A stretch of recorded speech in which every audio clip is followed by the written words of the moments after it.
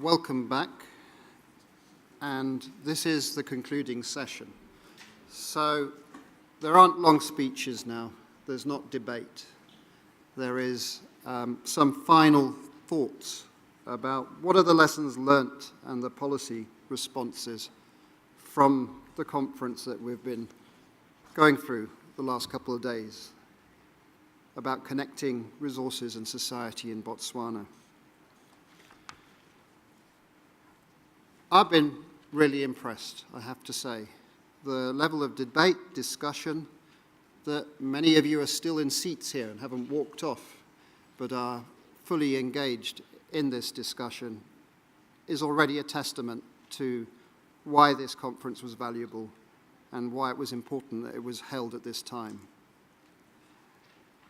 So I have about 5 points which I've taken away from this conference. The first is about continuity and change. I decided to go back and look at the archives of my own institute, Chatham House, the Royal Institute of International Affairs.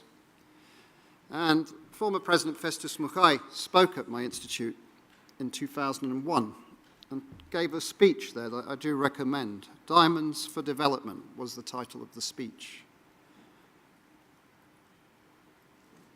The problems, the challenges, and the opportunities of Botswana haven't changed dramatically from March 2001 to now.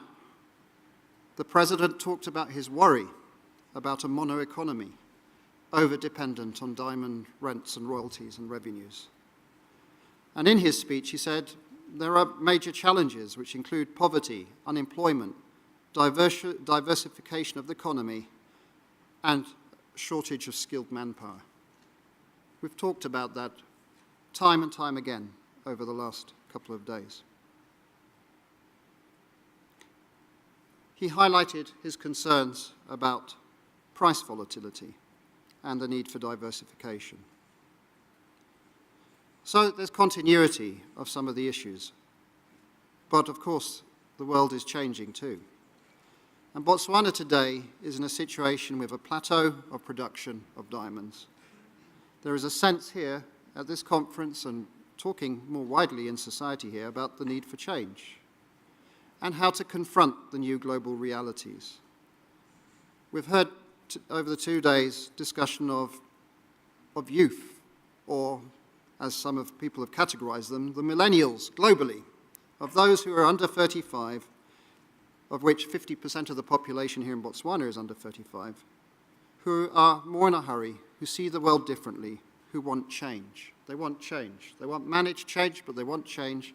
They see the world differently from even my generation that comes from the end of the baby boomers. There are also other global realities, globalization, both good and bad, that is impacting Botswana. There was always water shortage here, for example, but climate change is a very serious issue for Southern Africa, which is going to have to require longer-term planning and strategy. And so any economic plans need to consider the impacts of climate change. And that needs regional solutions and global solutions. There's going to be a summit coming up, as you all know, in Paris about trying to work out what to do about this. The second point that I take away that is absolutely central is about what to do about generational change, because that's what's happening. It's not unique to Botswana. This whole continent is the youngest, most youthful in the world. And finding ways of having inclusive growth and developing economies that create employment and opportunity is the single greatest challenge for prosperity and development in this continent today. Within that, there are the issues of education and perceptions. We heard about perceptions regularly throughout all the presentations that I listened to. Well, dealing with perceptions requires education, for sure, but it's helped by transparency and disclosure and debate to kind of evaluate information. Even about this conference, outside the conference here, if you go into town, there are different perceptions about what this conference is all about. Some of them are very strange compared with what the reality is that we're sitting here in the room. But it goes to show the importance of managing the perceptions, and education is key. And openness clearly is important in terms of protecting the brand. We heard about the best practice principles.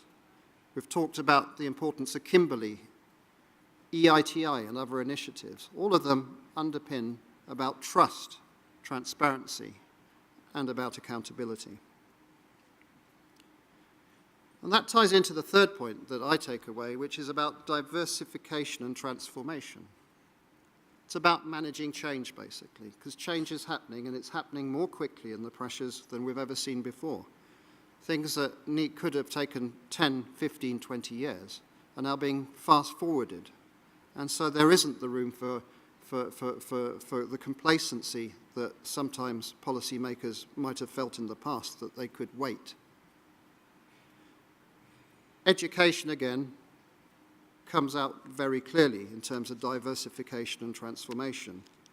The skills that are needed for a Botswana in a globalized world, the new skills, the new infrastructure, better maths, better accountancy, better vocational training, less academic, esoteric courses at universities. This is not unique to Botswana. My own country is going through this, the United Kingdom. You see this across the world, that higher education is not equipped necessarily for the needs of the 21st century. Now, within that, it's clear that diamonds are a special commodity. We heard about how they're marketed, how they need to be protected. And going back to President Festus Mokai's speech in March 2001 in my institute, that was the Diamonds for Development speech was all about protecting diamonds at the time when conflict diamonds had become high on the agenda. And so the diamond brand is vulnerable. Conflict diamonds threatened it, synthetics threatened it, and so it needs to be protected. And I think Botswana here has done clearly a good job in its partnership in protecting the brand over past decades. I think how the diamond revenues have been used at the macroeconomic level has been impressive, and there's world learning that can come from Botswana. Clearly, in terms of inflation, economic stability, Botswana has managed that really well. We also need to look at the need for diversification in terms of the politics here, the need for more pluralism, debate, and transparency, and protecting the Botswanan brand, the brand of Botswana. When I work in my institute talking about sub-Saharan Africa, I always get asked about success stories. Where is their learning? If you read the press, often it'll be Mauritius, Cape Verde, and Botswana. Well, the idea of Botswana being a stable, pluralistic society with a robust democratic tradition, with strong institutions and predictability is important. That is a brand, too, that the markets look at. So it needs brave leadership from both government, from the leaders of business, from civil society, and opposition, both brave leadership and visionary leadership, to kind of navigate the strong headwinds that Botswana is facing at the moment, these forces of globalization for the future. So to the future, it's clear from this conference that there needs to be foreign direct investment. There needs to be investment in knowledge. There needs to be diversification into other industries. We've had the debate about which other minerals, making Botswana a thought hub for mining across the continent, but also globally. High-level tourism. What types of manufacturing could happen here? And I heard it less clearly, but I personally think I heard it, the importance of highly educated citizens of this country going abroad, making their careers abroad, a circular migration model where the best practice, the best skilled people come from this country. They go into the international markets, and at some point they come back with their skills. Those are things I heard. And then there are things that government can also do here in Botswana. Greater efficiencies, cutting back on government expenditures, reducing costs, helping about added value, and particularly looking at ways to build up export earnings and be more competitive in the economy here. These are all easy things to say, but how to do them is more difficult. And that's always the trouble with conferences. These sorts of conferences and think tanks and academics are very good at problematizing.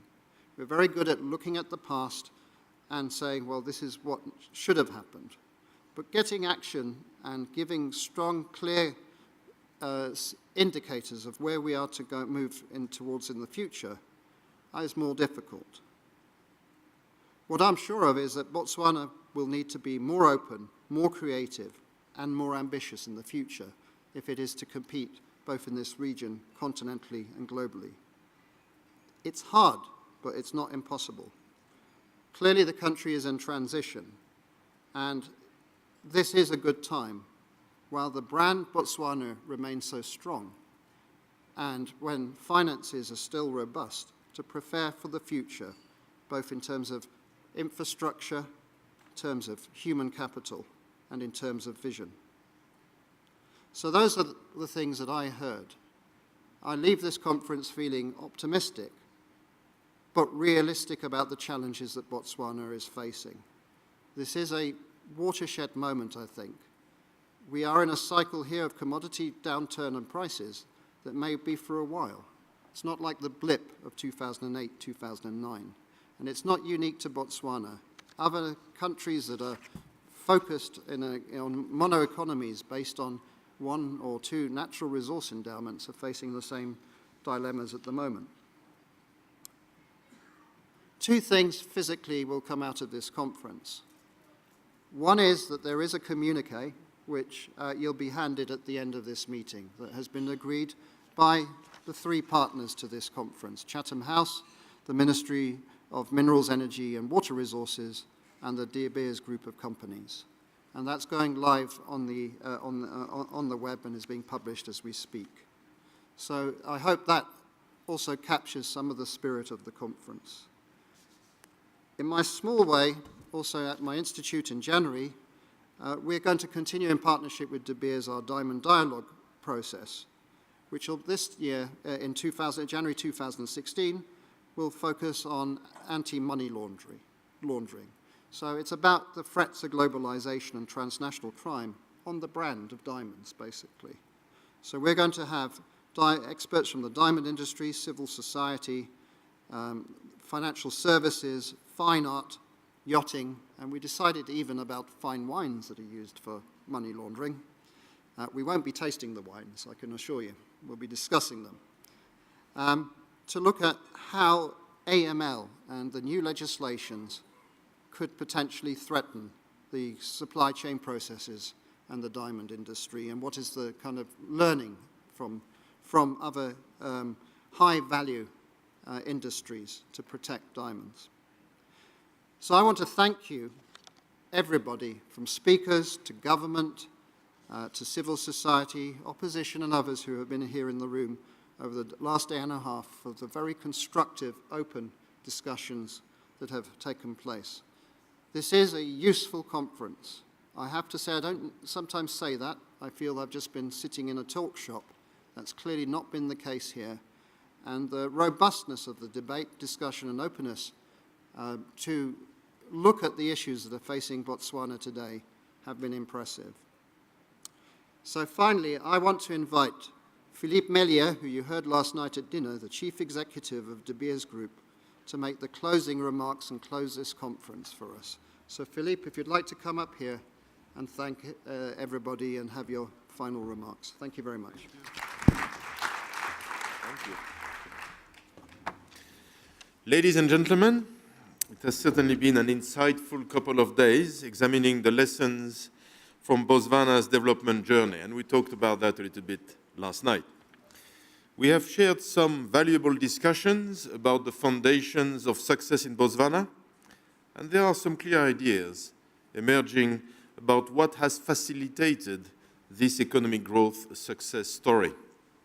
We have looked at the importance of shared objectives and collaboration, yet recognized the necessity of each partner focusing on its own role. Politicians and businesses always have different agenda from time to time. We have talked about the requirement for the corporate partner to make long-term investment to support development, but also noted the importance of the government partner providing security of tenure. And we have thought about the crucial role that revenues from primary mining activities plays, while also examining the substantial impact that vertical linkages in the value chain can have.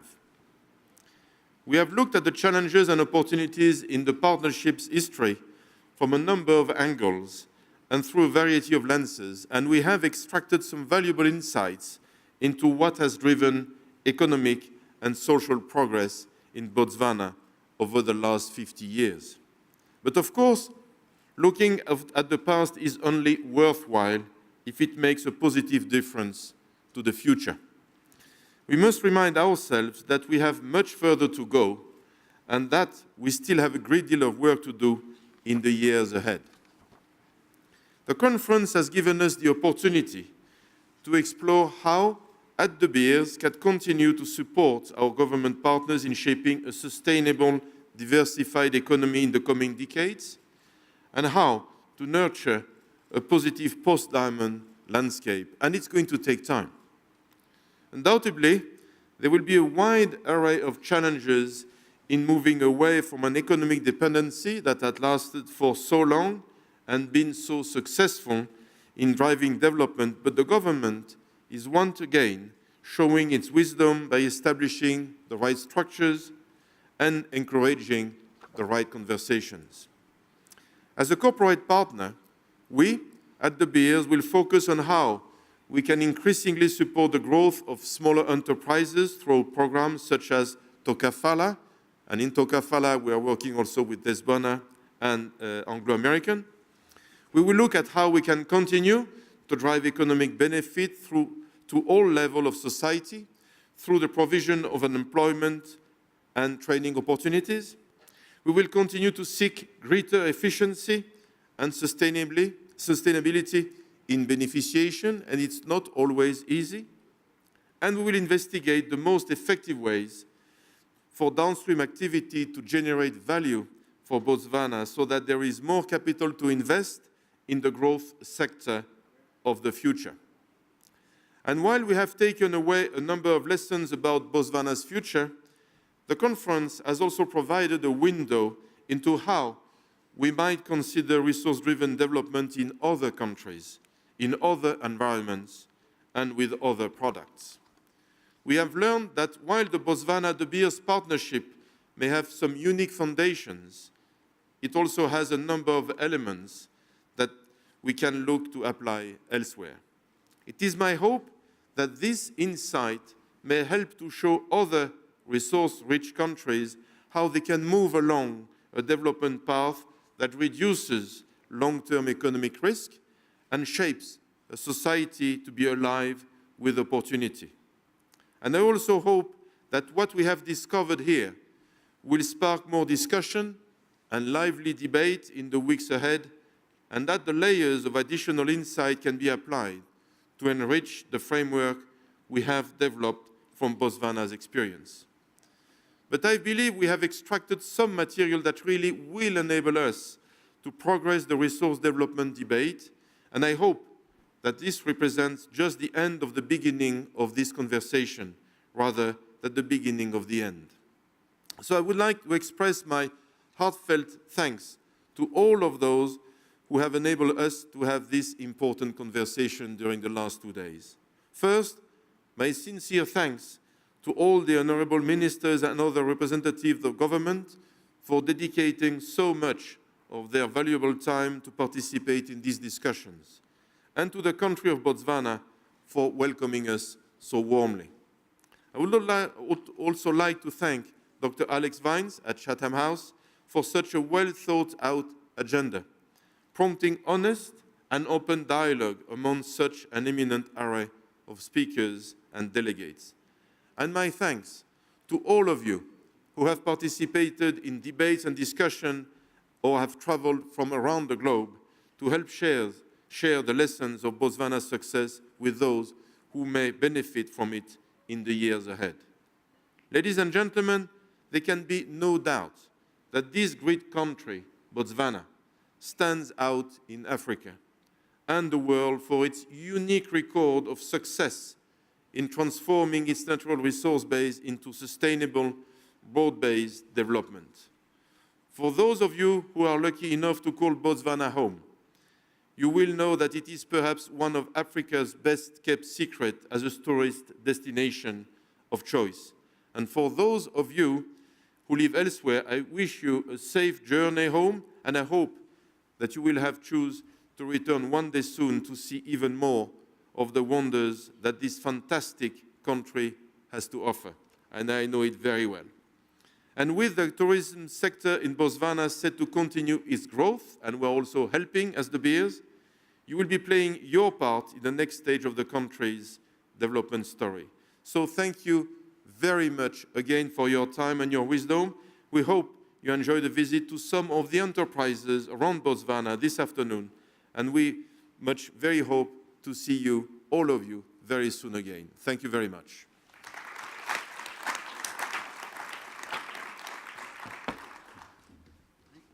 Thank you. Thank you very much. Good afternoon, everybody. Thank you very much. Thank you. Well done. Well done. Thanks.